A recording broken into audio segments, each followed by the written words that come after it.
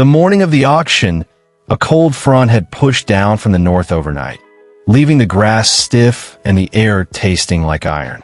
The sky above Merritt County was the color of old pewter, and by 7:30, trucks were already lining the gravel road alongside the Harlan property. Tailgates up, coffee steaming, men in canvas jackets talking in low voices about what the land would fetch. Nobody paid much attention to the boy standing near the fence line. He was 16, maybe 17, slight build, worn boots, a spiral notebook tucked under one arm like he'd brought homework to a funeral. He wasn't there with a father. He wasn't there with a banker. He had a cashier's check folded inside the breast pocket of a jacket 2 sizes too large, and he was alone. And people noticed that too. The way they notice something that doesn't quite belong before they decide whether to laugh or ignore it entirely. Most of them laughed. The Harlan property had been farmed for 3 generations before Dale Harlan died, without a will and with more debt than his sons were willing to inherit. 212 acres of mixed bottomland and upland ridge, sitting in a bend of Cutter Creek in the eastern third of Merritt County, Ohio. It wasn't glamorous land. The creek flooded every few years. The ridge soil was thin and rocky in places. One of the 2 equipment barns had a sagging roofline that wintered birds used more than any machine. But Cutter Creek bottomland had good bones underneath the reputation. Anyone who'd farmed it long enough knew the soil in the lower 40 ran dark and deep, the kind of ground that holds moisture through a dry July better than most upland fields 3 times its size. The boy's name was Ellis Vance.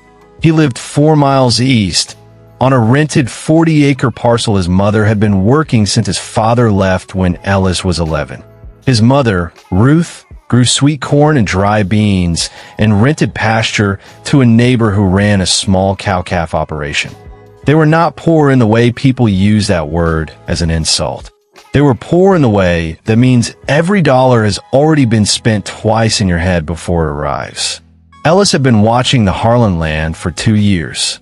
Not casually, methodically. He'd started keeping a notebook, a plain green mead 5 subject, when he was 14.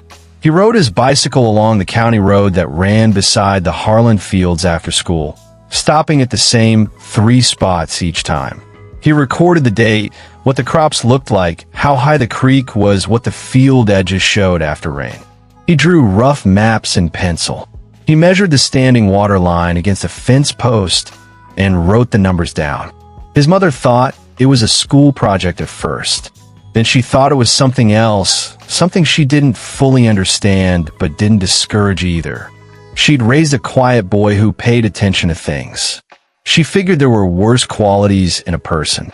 By the time Dale Harlan passed and the estate lawyers announced the public auction, Ellis Vance had 22 months of field observations in that green notebook and a number in his head that hadn't changed in over a year. He told his mother the number. She'd gone very still for a moment. Then she'd driven to Continental Trust in Millbrook and had a conversation that took 45 minutes and required her to produce every document she owned. They came home with a cashier's check for $187,400. That was every cent. The estate auction was managed by Greer and Paulson Agricultural Services out of Columbus, and the man running it that morning was a regional representative named Todd Colfer. Colfer was competent and efficient and had handled more farm liquidations in the past 5 years than he liked to think about. He wore a fleece vest with the company logo and carried a clipboard. He was not a cruel man. He was simply a man who had done this enough times that he knew exactly what he was looking at before anyone opened their mouth. And when Ellis Vance approached the registration table to pick up his bitter paddle, Todd Colfer looked at him the way experienced people sometimes look at beginners. Not with contempt, exactly, but with the particular patience of someone who has already calculated how this will end. "You bidding for someone?" Colfer asked. "For myself," Ellis said. Colfer wrote down his name and handed him paddle number 14. He didn't say anything else. The county agricultural extension agent, a man named Brophy who'd worked the region for 18 years, was standing nearby with two of the neighboring landowners, the Kettler brothers, who farmed the properties immediately north and west of the Harlan parcel and had already told each other over the phone that one of them was going home with this land. Brophy saw Ellis and recognized him from a 4-H meeting the previous spring. He leaned toward Gary Kettler and said something quietly. Kettler glanced over, and a slow smile crossed his face. Word moved through the crowd the way it always does in small places, without being announced. The boy with the notebook was going to bid on the Harlan farm. 212 acres. Bottomland and ridge. Going to start somewhere around 800 an acre, Brophy estimated. Maybe higher if the Kettlers pushed each other. That was the expectation. That was the reasonable projection from an 18-year experienced professional who knew land values in Merritt County better than nearly anyone. Nobody asked Ellis what he thought the land was worth. Nobody had asked him anything about anything, which is often how it goes. The thing about Ellis Vance was that he didn't arrive at his number through instinct or stubbornness. He arrived there through something closer to a habit of observation that most adults he knew had either never developed or had long since abandoned. It started with the flooding. 2 years earlier, in late April, Cutter Creek had risen after 3 days of hard rain and pushed into the lower Harlan fields. This was not unusual. It happened most wet springs. What was unusual was what Ellis noticed when the water pulled back. He'd been watching from the county road, and he'd written it down. April 23rd. Creek receded by noon. Lower 40 drained completely by 4 p.m. No standing water near fence line by evening. He'd written out the following morning before school and noted the soil surface. Dark, smooth, no cracking, no salt crust. He measured where the water line had been against a cedar fence post. 14 inches above normal grade. Gone in under 18 hours. That was the first thing. He went home and pulled out a soil survey map he'd borrowed from the extension office. The actual paper county survey from 1987, the kind nobody looked at anymore, because everything was digital now, and digital had a way of flattening the details that paper preserved. He found the Harlan parcel. He found the soil series designation for the lower 40, Genesee silt loam, well-drained phase. He wrote it in the notebook. Then he rode back out and spent 2 hours walking the field edge when he knew nobody was home, pressing his thumb into the soil at intervals, recording what he found. In 22 test spots, he found only 3 where the soil compacted under pressure. 19 of them rebounded. Genesee silt loam in good condition, barely farmed in the last 4 years while Dale Harlan's health declined. That was the second thing. The third thing came later, in August of the following year, when a drought settled into Merritt County for 6 weeks and pushed corn across the region into early stress. Ellis rode the county road every week during those 6 weeks and wrote down what he saw. The Kettler fields to the north, planted in continuous corn, showed stress by mid-July. Leaves rolling by 10 in the morning, a dusty gray-green that meant the root zone was running out. The Harlan lower 40, still in its neglected state, planted in a sparse volunteer mix from a year before, showed something different. He wrote it down. August 3rd, Harlan lower field. Volunteer canopy, still upright at 2 p.m. No visible leaf. Moisture retained. He'd told his mother about this one. She'd asked how that was possible. He'd explained about the organic matter and the silt loam and the water table that sat close enough to be drawn up, but far enough not to flood. She nodded slowly and said, "That's good land, then." And he'd said, "That's the best 40 acres in the county, I think." And she hadn't argued. The ridge acreage was different. Thinner soil, more stones, lower yield potential. But Ellis had calculated it conservatively at $680 per acre for crop value and had mapped exactly where it transitioned into the bottomland. He knew the parcel. He knew it the way you know something when you've been watching it with nothing at stake except your own curiosity for 2 years. His number was $187,400 for the full 212 acres, just under $884 per acre blended. He'd written it on the inside cover of the green notebook and circled it. He hadn't changed it since February. By 9:30, the crowd around the auction block had grown to around 60 people. The Kettler brothers stood together near the front. Their hired hand was there. Their accountant was there. Gary Kettler had farmed this county for 30 years, and his brother Dennis had run equipment on half these fields as a teenager. They were not reckless men. They'd been to county extension meetings. They'd looked at the Brophy projections. Brophy had circulated an informal valuation sheet to the parties he knew.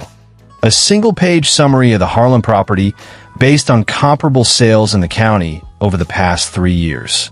His estimate, $760 to $820 per acre blended, with a note that the flooding history on the lower acres was a discount factor. His number for the full parcel, somewhere between $161,000 and $174,000. Gary Kettler had drawn a line in pencil at $178,000 on the sheet and told his brother that was the ceiling. He didn't want to go embarrassingly high on land with a flooding problem. Ellis stood near the back. He had his paddle. He had his notebook. He did not speak to anyone. When the auctioneer, not Colfer, who managed the paperwork, but a hired caller named Daryl Fitch from down near Lancaster, started the bidding at $120,000. 3 hands went up immediately. The Kettlers, a land investor from out of county named Marsh, and a retired farmer named Pettigrew, who some people thought was joking. Pettigrew dropped out at $143,000. Marsh held until $162,000, then went quiet. And then it was the 2 Kettler brothers, pushing each other in increments of $2,000 the way brothers do when neither one wants to be the one who stops. At $173,000, Dennis Kettler shook his head almost imperceptibly and lowered his paddle. Gary held it at $175,000. The auctioneer called for any advance. Called once. Called twice. And then Ellis Vance raised paddle number 14. $187,400. The number came out in a single, flat sentence. Not dramatic. Not nervous. Just a number he'd been sitting on for over a year. Fitch, the auctioneer, stopped mid-breath. The crowd didn't explode. It went quiet in that particular way. The kind of quiet that's actually louder than noise. Gary Kettler turned around. Brophy turned around. Todd Colfer looked up from his clipboard. Someone near the back said something under their breath, and the man beside him almost laughed. Almost. Fitch recovered his cadence. That's what professionals do. He called for an advance on $187,400. Gary Kettler stared at his paddle for a long moment. He looked at Dennis. Dennis gave a small shrug, the kind that means I don't know where that number came from, but I don't want it that bad. Kettler thought about Brophy's sheet. He thought about $178,000 being his ceiling. He thought about flooding. He did not raise his paddle. Fitch called it once, called it twice, called it 3 times, looked around the crowd with genuine professional interest, because in 18 years of farm auctions, he had a sense for when a number had come from somewhere real. He could feel it the way car dealers feel a count. The gavel came down. The boy with the green notebook had bought the Harlan farm. What happened in the next 48 hours was quiet by nature, because county land records don't issue press releases. But people talk in small counties. And what they found out when Colfer filed the documents and the title work ran through Continental Trust was that Ellis Vance had indeed been holding a cashier's check in the full amount. That the check was legitimate. That the family had done what nobody in that crowd had assumed was possible. Brophy heard about it Thursday morning from the county recorder's office. He drove out to the Harlan property on Friday with no particular agenda, just a look. He stood at the field edge and walked out about 30 yards into the lower 40. the way you do when you're reconsidering something. He picked up a handful of soil and held it. He set it down. He went back to his truck and pulled out the 1987 county soil survey that he kept in his file cabinet because he'd never quite gotten around to digitizing his personal notes inside it. He found the Genesee Silt Loam designation. He sat in his truck for a while. Brophy's estimate had been $161,000 to $174,000 for the full parcel. Ellis paid $187,400. The difference on paper was $13,400 to $26,400 more than the expert range. But the Genesee Silt Loam bottomland, properly farmed, carried a yield potential that comparable parcels 2 counties north were selling for $1,100 to $1,200 per acre. At full agricultural value, the lower 40 alone was worth somewhere between $44,000 and $48,000, a figure that made the full parcel worth closer to $220,000 when the ridge acreage was properly accounted for. Ellis Vance had not overpaid. He had paid $187,400 for land worth approximately $220,000 by honest agricultural calculation. The crowd that watched him raise paddle 14 had assumed he was wasting his mother's money. Nobody said that out loud anymore. Not to his face. Not anywhere that carried. The Vance family moved onto the property in early spring, about 6 weeks after the auction closed. Ruth Vance drove over in the truck, while Ellis followed behind on the old Kubota B7510 compact tractor they'd been borrowing storage space for at a neighbor's shed. It wasn't a powerful machine, but it was theirs. Ellis spent the first 2 weeks walking the entire 212 acres with the green notebook. He was not surveying it the way a new owner surveys a purchase. He was updating what he already knew, adding to pages he'd been keeping for 2 years. He put in a cover crop on the lower 40 that spring, cereal rye, 2 weeks before his neighbors expected their own fields to be ready, because he knew from his own records that the Genesee Silt Loam warmed 10 days earlier than the upland clay soils in the area. His first-year corn on that field went in May 3rd. Most of the county didn't start planting until the 14th. By August, the lower 40 was producing. Gary Kettler drove the county road once that summer. He didn't stop, but he slowed down. Dennis Kettler ran into Ruth Vance at the grain elevator in September and asked, without quite asking directly, how the new ground was coming. She said it was coming fine. She didn't say more than that. She understood the question well enough to know that a full answer wasn't what was being asked for. Brophy mentioned the auction that fall at a county extension meeting, not as a case study, not by name, just as an aside about the value of old paper soil surveys. A few of the farmers in the room nodded like they understood what he meant. A few didn't. Ellis was not at that meeting. He was home. He had started a second notebook by then. Same green mead 5-subject cover, same pencil. The first entry was dated the week after the auction closed, and it read, lower 40. First walk as owner. Soil looks exactly like it looked in April 2 years ago. Consistent. He underlined the word consistent. Not vindicated. Not proven right. Consistent. That was all he wrote. Hit subscribe if you're watching from a small county somewhere. The kind of place where everyone knows your truck and your family's history and has already decided what you're worth before you open your mouth. Or if you grew up watching someone in your family go quiet in a room full of people who talked louder. These stories don't get told very often because the people they're about aren't usually the ones doing the telling. That's kind of the point. There are more of these stories out there than most of us realize. Farm auctions, bank meetings, zoning hearings, quiet decisions made at kitchen tables after everyone else has gone to bed. We try to find them. If you know one, we'd be glad to hear it. There's something that happens in rural places, maybe in all places, but it shows itself more plainly in the open, where knowledge that was earned slowly and quietly gets mistaken for ignorance. Because it doesn't announce itself. Because it comes from a boy on a bicycle instead of a man with a clipboard. Because the notebook is green and spiral bound instead of leather and monogrammed. And the thing about that kind of knowledge is that it doesn't care whether it's recognized or not. It just sits there, patient as silt loam, waiting for the question to finally match the answer that was always ready. Ellis Vance didn't go to that auction to prove anything to the Kettler brothers, or to Todd Colfer, or to Brophy. He went because he'd done his work, and he knew what the land was worth, and he had a check in his pocket that covered it. That's the whole story. The laughter in the crowd was incidental. The silence afterward was incidental too.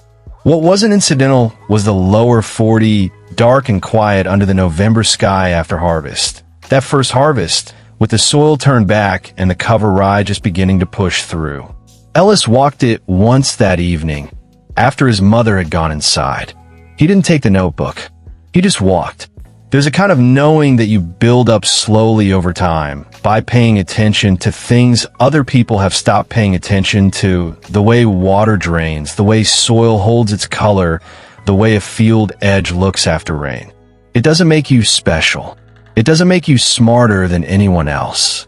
It just means you've been watching when other people weren't. And sometimes, in a place like Merritt County on a cold Thursday morning in October, watching for long enough turns out to be exactly what was needed. The land didn't know who won the auction. It didn't care. It was the same ground it had always been. Genesee silt loam, well-drained phase, the best 40 acres in the county by any honest measure. It was just waiting for someone to notice.